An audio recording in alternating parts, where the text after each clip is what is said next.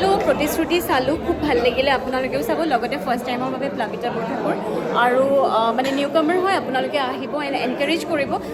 মুভিখন চাব, চোৱাৰ পিছত আপোনালোকে কনচেপ্টটো বুজি পাব, কি কনচেপ্ট আছিলে। বাছ মই প্লাবিতাৰ পৰা এটা কথাই জানিব বিচাৰিছোঁ, দুটা মিনিং বুজাইছে ইয়াত যে ল'ৰা ছোৱালী কি কাৰণে ভুল পথ বাছি লয়, ঠিক আছে। চ' সেই দুটা মোৰ মানে থিমৰ ভিতৰত কোনটো ভাল লাগিছে যে অভিভাৱকে টাইম নিদিলে তেওঁলোকে তেনেকুৱা এটা পথলৈ গতি কৰে নেকি বাৰু?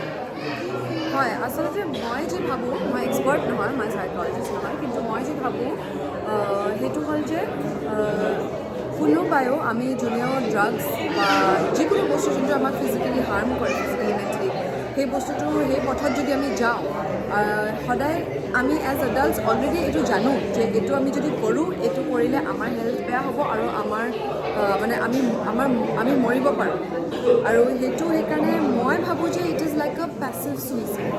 চ' সেইটোৰ কাৰণে বহুত ল'ৰা ছোৱালী ৰিক্ৰিয়েশ্যনৰ কাৰণে এটা বয়সত ড্ৰাগছ ট্ৰাই কৰে, এৰে, কিন্তু যোনবিলাকে একচুৱেলি এডিকশ্যনত যায়, মোৰ লাগে যে সদায় সিহঁতৰ কিবা এটা মনত দুখ বা কিবা এটা আছে যোনটোৰ কাৰণে তাহাঁতে সেই পথটো চুজ কৰিব বিচাৰে, কাৰণ কি তাহাঁতে সেই আই থিংক পেছিভলি সেই যে নিজকে ডিষ্ট্ৰাকশ্যনটো যোনটো কৰাটো হয়, সেইটো বস্তু বিচাৰে। Okay, thank you. And newcomer হিচাপে আমাৰ ফালৰ পৰাও উইচেছ থাকিলে। চ' আপোনালোকেও আহিব, আহি প্ৰতিশ্ৰুতিখন চাব আৰু লগতে নিজৰ ল'ৰা ছোৱালীকো দেখাব বুলি খুব আশা থাকিলোঁ। চ' আজিলৈ অ'কে, বাই বাই।